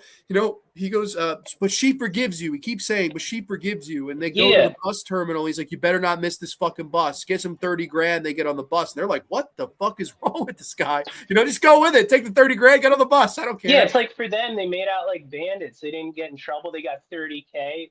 Dude, they got rewarded, dude. Like, holy shit, man. That's a fucking, I don't know. But, and then the ultimate drives in front of MSG. And, like, to me, he knows that's it. Like, that's where they're supposed to meet to give the drop off. And he doesn't have the money. He doesn't have 30 grand to give them. He has nothing.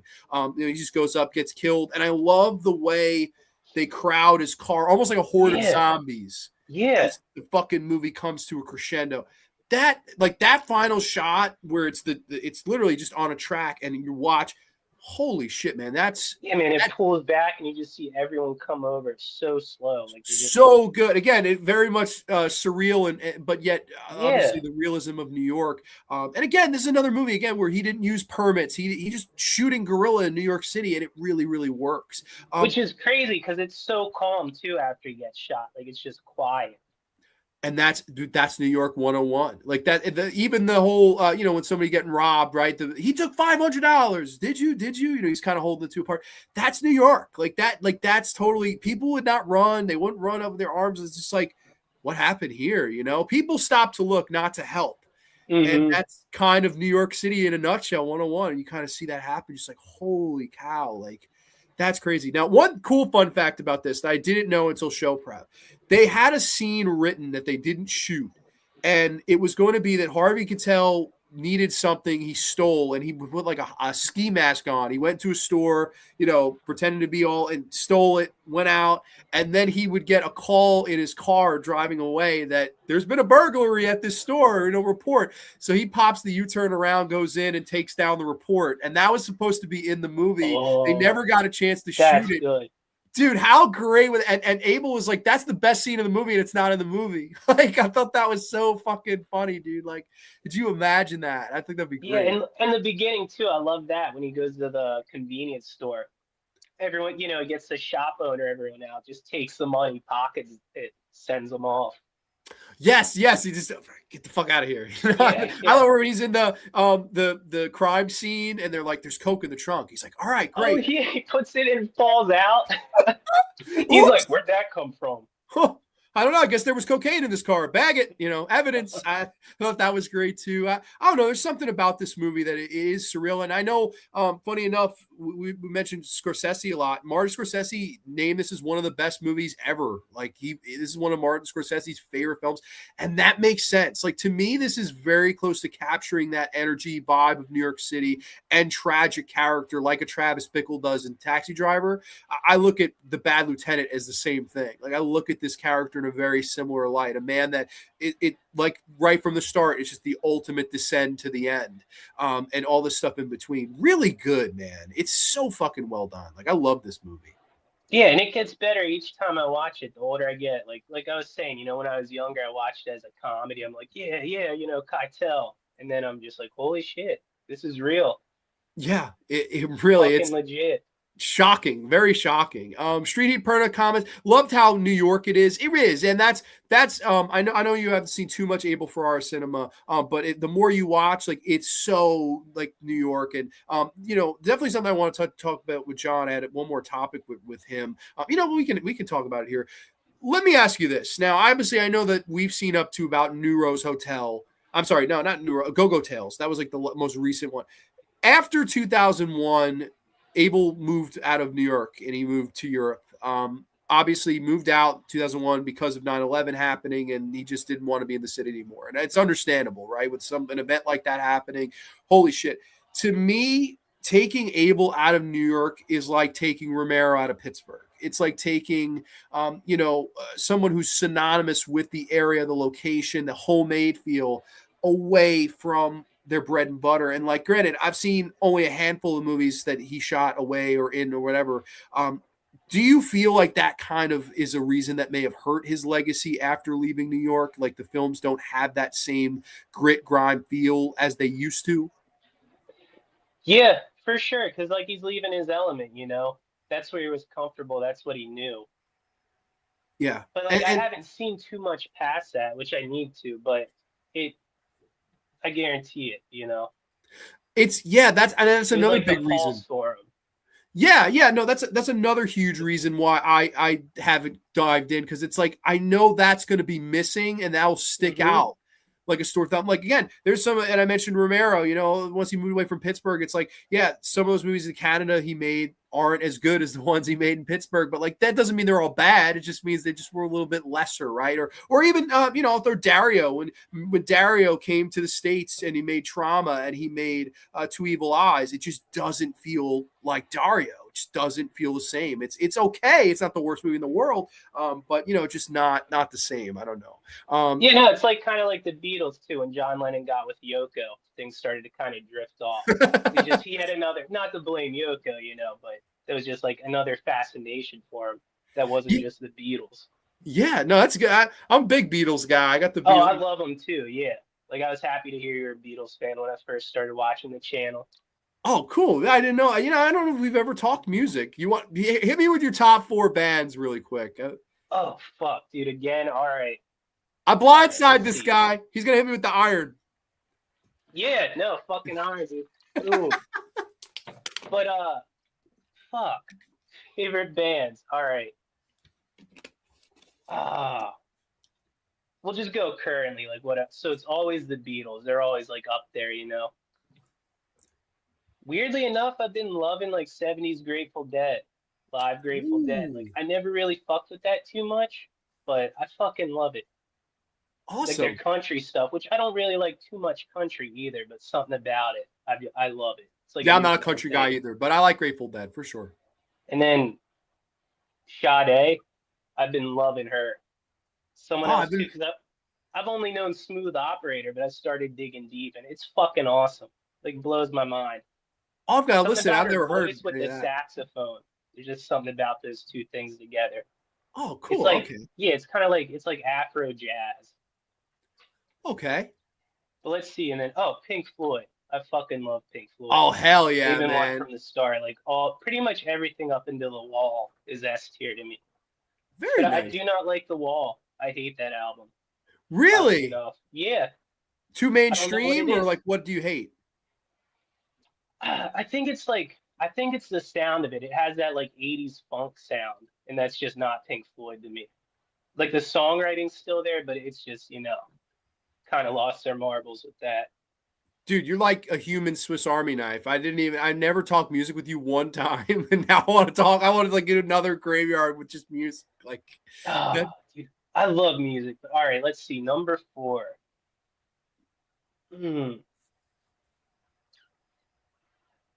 Fuck. Let's see. Jesus and Mary Chain, I think. Okay. They're fucking sick. I don't know if you've ever listened to them. I haven't, to be honest with you. But yeah, it's really noisy, especially their early stuff, but it's still cohesive. They're fucking sick. Nice. Okay. They started a lot too. Like they really kind of like got alternative off the foot, because like the shit they made in the mid 80s sounds like it's from like the mid 90s. It's crazy. That's the best when you blend eras like that. That's hard, but when it's seamlessly done, holy shit, man, that's special talent. So okay, I like the again, some variety in there. It's funny. It's like both you start off with an undeniable like Paris, Texas, or the Beatles, like that totally goes, and then Howling Tomb is sort of like holy shit, man, very fun. Yeah, I was like thinking gun to my head, variety. Let's get them out. They're fucking tough questions, because like even then I feel guilty. I'm like fuck, thinking all this shit. It's never fair. Like Crater asked me my Mount Rushmore of wrestling. I was like, I'm gonna leave out 20 wrestlers that can make this, so forget it, man. Yeah, like I want JBL in there. He doesn't deserve it, but I love that. Cocky fucking cowboy. The cowboy hat on the fucking Rushmore. JBL, John Bradshaw, Layfield. It's the SmackDown, the cabinet. Oh man, that was a fun. Yeah, what was he, like a financial advisor? Was that like his character, right? Like at heart, like when he was the cowboy. Yeah, he was this Wall Street financial advisor with a Southern accent and claimed to be from New York, and then the whole WWE title. That was a lot of fun, man. JBL was so fucking good, and hateable as a heel. Yeah, Like, because I hated him at the time as a kid when I was watching that, but now I'm like, dude, that's the GOAT. that's the difference of watching wrestling as a kid and then as an adult. It's like as a kid, like Edge. I was like, oh, I hate Edge when I was a kid, and then when I grew up, I was like, you see how smart it was and how like clever it was to get under your skin. Once you realized like how you got duped and how you got tricked, I was like, it's like, oh my god, this guy's great. It's like the ultimate switcheroo. Like I love that shit. Street Heat says Bad Lieutenant shocking for sure. Yeah, I felt really bad. He was like, this was really intense film. I was like, my god, like my bad. Like the only time I don't know if I ever told you the story. I went with Fever Dreamland Theater to see Palindromes on the big screen. It was about a year ago. It was last March. It was March of 25.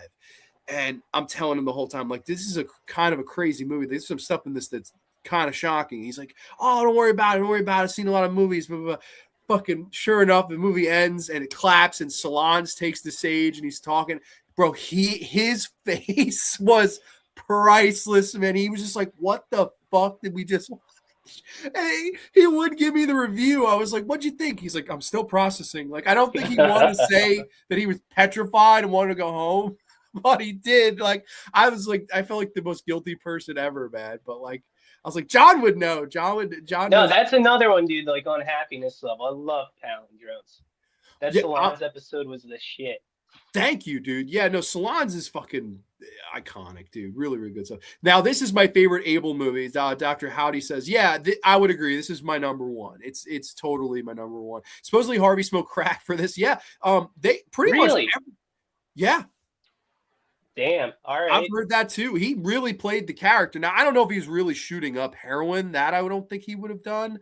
But apparently he did try smoking crack on the set because like he was that much in. And like Abel said, they were like everybody in the crew was on drugs. Like this was a drug fueled fucking movie. And it shows, but it's also amazing how much focus it has. Like it feels like it's very much setting out and accomplishing the story that it's trying to tell, which is amazing knowing how many narcotics were on the set of this movie. And not to mention Harvey Keitel's nanny. No, I believe it because you can see in like his face, like some of the muscles like that. You just can't do that on your own, you know? Like you need something to droop your face like that. Like I gotta look at that's wild. Yeah, it is fucking holy shit. Never a dull moment. Slasher Fred mentions what I mentioned before. Harvey Keitel's actual daughter, Stella Keitel, plays his actual daughter in it, which is kind of funny. Yeah, it was kind of a risky film. It was kind of risky of him masturbating right in the front of somebody's car. And I think Ferrara told Keitel not to fake it. I mean, the whole thing was he was supposed to pull them over and like, you know, ask them for oral. And they were supposed to have like a threesome. And Harvey was like, this doesn't work. This doesn't work. And they're like, what do you want to do? And he went and they improvised all of that. So that was really Harvey kind of took control and directed that scene. The way it comes out, you can never forget that scene. No, dude, it's like I feel like that's Keitel, you know, like if I met him in real life, I'd be like, whoa. Like, kind of scary. In that role, you know, it's like you believe it. It's fucked. It's a fucked scene. I love it. I do too. I think, and actually, like, okay, let's play it out, and let's say it happened. He has sex with them, and that's it. I think that would have been cliche. Like, yeah, that's how it always plays out. Oh, what could you do for me? Oh, I don't know. That would have been so vanilla. Where this was like, what the fuck? Like, dude, it's so depraved and just like rabid dog. Like, it fits his character perfectly. It does, man. I think Harvey was on the money. I've never seen him do an interview about that scene, but I'd love to know if that was the mentality, because it makes sense if it was. Like, yeah, if I ever saw him on the street, I'd be asking him about that. So Bad Lieutenant, the nanny, like, what were you thinking there, Harv? That would be great, man.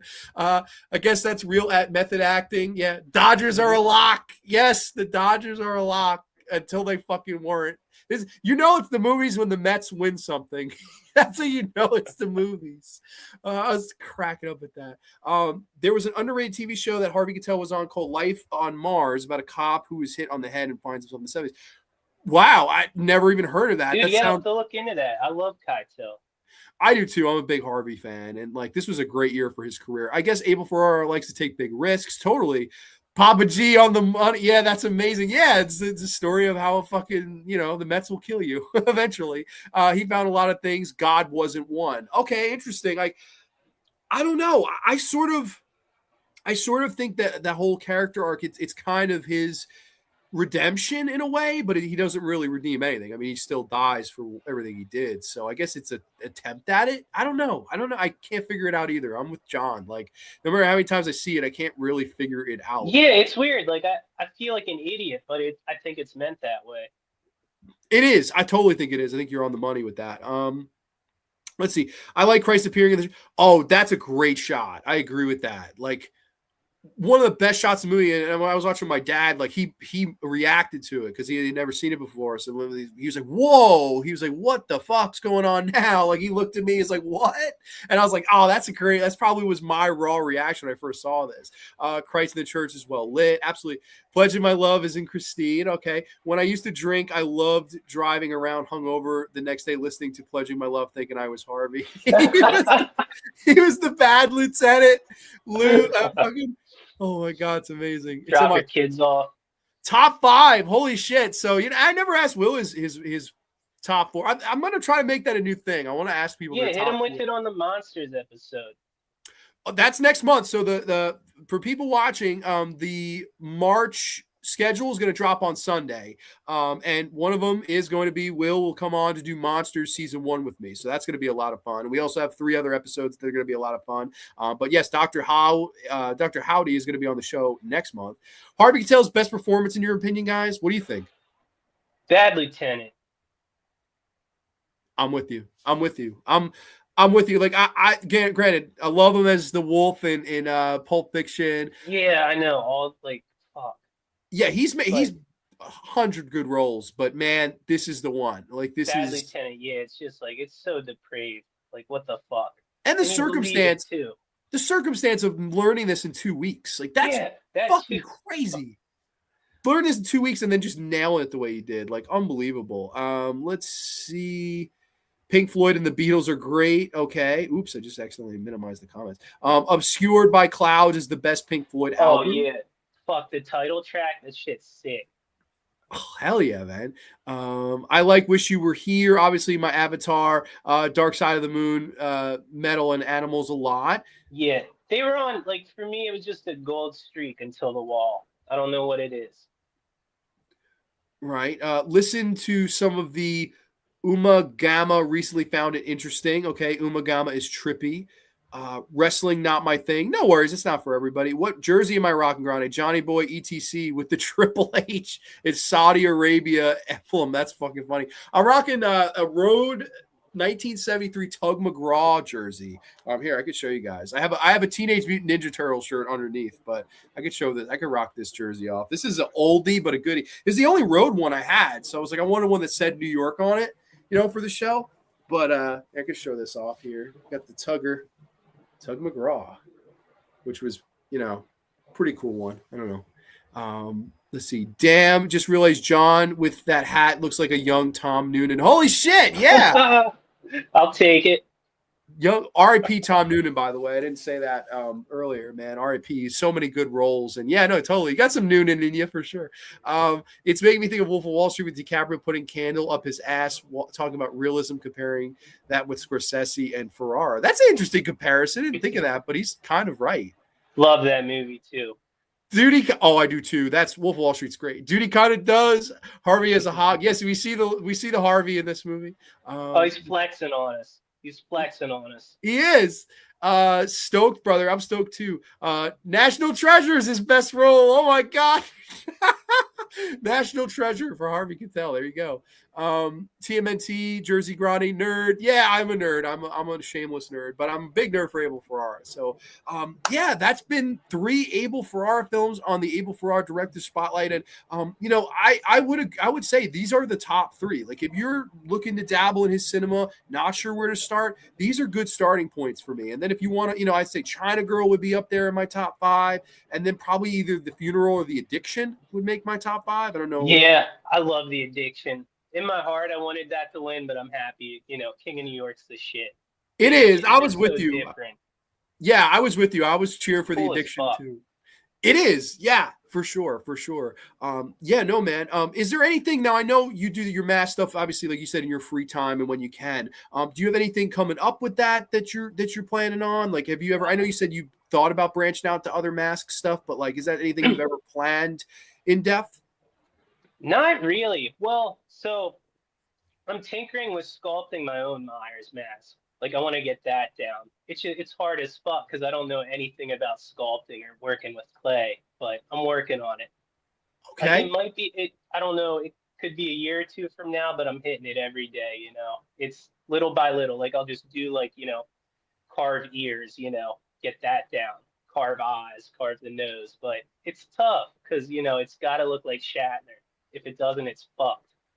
Yeah, no, for sure. And like, let me ask you this. I don't know if you ever had any plans to do this, but like, have you ever thought of making your own content channel doing this stuff, or even just Yeah, talking like we no, are I now? have. I'm like I want to wait till I'm a little better and a little more fluent with it because I feel like I don't know what the fuck I'm doing. Each time I do a mask, I'm just like, oh shit, no, this fucking sucks until it's done, and then I'm like, all right, this isn't too bad. Right. Okay. Yeah. So once you get you're fluent, then it's just like, all right, fuck it, start the camera at that Yeah, point. because yeah, I want to definitely do that, make videos, do tutorials and shit for it. Because there's I a would lot love to to it, see that. when I first started doing it, I like, you can fuck up the mixture because you have to put latex. If you do too much, it's not really gonna stick. Like the paint, you know what I mean? You could kind of wipe it off. Do too little, which oh my God, I felt horrible. First mask I ever did, someone bought, right? I didn't like try it on or anything. When you went to put it on, it just cracked, like all the paint cracked off. I Oh, felt so fucking bad. Obviously gave him his money back, had him send it back. I did it right and just let him keep it for free. oh my God, that's crazy, dude. I It's was horrified because it was on Instagram, my first sale, and I was like, oh shit, dude, I'm gonna get lit up, dude. Like, I'm fucked. But he was very cool about it, luckily. That's the best. Like I had that happen once with Ryan Hanley, who's not. I don't think he's in the chat right now, but I sent out a bunch of T-shirts of Grande's Graver T-shirts, and he ordered. I think he ordered a large, and for some reason he got like a youth medium, like a child's medium. And he didn't tell me. So I'm thinking everybody got it, blah, blah, blah. He messaged me, it came in the mail, and I'm like, okay, great. So then eventually somebody got one, and the same thing happened to them. And I was like, oh my God, I'm so sorry. But it happened to be somebody local. So it was an easy fix. And then I'm thinking, I'm like, wait a minute, if you got one messed up, that means somebody else has got fucked up. So I went all the way down the list until I got to him. And he's like, yeah, it's like a fucking kid's medium. I was like, what? I was like, dude, why did you tell me? He's like, I didn't want to bother you. I was like, dude, what are you kidding me? Like, you fucking paid me for that. Like, so I did the same thing. I felt like horrible, and he was thankfully so fucking cool about it. But yeah, that's the shit that it happens, bro. Yeah, Like, man, I was horrified. I was like, all right, I'm done. Like, no more. yeah, no, first one in. I quit after one Yeah, I fucking didn't mask. like. I knew acrylic was kind of stretchy. Like, I didn't know I needed to like mix latex and shit with it. I was like, holy fuck. I mean, it makes sense now. Latex mask, it stretches, but I was Sure. so excited too. I was like, fuck yeah, this looks awesome. They showed me a picture and it was just cracked, like all the way down. Just stock paint underneath. Do you have the pictures? I have to see them if you have Yeah, them. oh look, I think I do somewhere way deep in my chats. Because he was like, like he sent me the picture and just like, what the fuck is this? And then like, I told, and he was like, oh shit, no, you're good. I was like, dude, send it back. I'll refund you right now. I'll do it right. Oh my God, dude. That's crazy. Well, I'm happy you stuck with it, and I'm sure bigger and better avenues await, you know? Yeah, no, I have some coming. Like, I need to make it consistent because what I would usually do, I love doing them. So I'd order like 5, 6 at a time, do them all, and then it'd be like months of nothing. But I got some on the way, and I think I'm just gonna do like, 1 or 2 a month. That's great. That's great. And everybody, if you guys want to follow John on Instagram, it's Haddonfield, I think _ mascot, I believe is the Yeah, handle. yeah, So underscore. you can follow him on there. And then I don't know if you ever, end up doing content on here, but obviously he's in the chat pretty much every week. And I thank you for your support. And then, of course, for being a guest tonight. It was really cool to have you on. Thank you Oh, so much. dude, it's the shit. Like, thanks for having me. I love the channel. I think, how did it start? I think it was you and Howdy, Tales from the Hood. That was the first episode I saw. Oh, It really? was I like didn't know sick as that. Oh, fuck. Yeah, cool. that was what, probably November, December 2024, something like that. What's so crazy? I didn't know this until you just told me now. That again, I told you backstage was originally going to be an The Able Ferrara, Ferrara yeah. show. So holy shit, I'm not one to believe in fate or destiny, but I think this is fate/destiny. That's pretty cool because without that show, very possible we're not here tonight. Isn't that crazy? Yeah, no, like I think I was sick as fuck or something. Saw Howdy because I listened to their podcast, on Spotify. I saw him post that. I was like, all right, who the fuck's this Graveyard? What the fuck is this? So I was like, fuck yeah. Awesome, man. Dude, that's amazing. That's Yeah, so I don't think cool. I commented. Yeah, my phone, like, I was just watching from my Xbox, sick as a dog. But no, it was this shit. And then from then, it was pretty much game on. You're not kidding. Nobody hits up my archives like you. Like I'm always like, I'm driving to work on a Monday. He's like, great episode. It's an episode from like 5 years ago. I'm like, what the No, fuck? it's sick, like the grainy shit and like the studio. Yeah, dude. We've come along. The budget has increased over the years, and the studios give me a little bit more. But next week on Grande's Grove, just a brief plug for that. Matteo Appendino joins me as it is Oscars night. I'm very excited. Matteo and I are going to be running through 5 actors each that we feel were snubbed for Best Leading Actor and Best Supporting Actor at the Academy Awards. We'll be talking about the films, the performances, the whole 9 yards. We are dressing up, so Matteo and I are going to be in some tuxedos because we're giving away awards. So going to be a lot of fun. And yeah, like I said, everybody, if you want to subscribe to John, on I guess Instagram, give him a follow, Haddonfield_mascot, and then hopefully someday he's on here doing some YouTube content. But yeah, that's why I made the channel. I was just like, I'm not there yet. I don't think they're quite good enough. I don't want to give people tutorials just yet. And you'll get there in time, my friend. And yeah, Cooper Glover says he just followed us. Cooper. There you go. Got you then. And Dr. Howdy says, great show, boys. Abel's a legend. Absolutely. Only peace. And then Miss C says, awesome show as always. Only. Thank you guys so much. Yeah, and yeah. I can't forget to mention the chat too. Like the chat's fucking awesome. I love seeing everyone in there every week. Nicest Glover, Miss C, Slasher, Fred, Howdy, everyone. Nicest people. Like it's a great spot.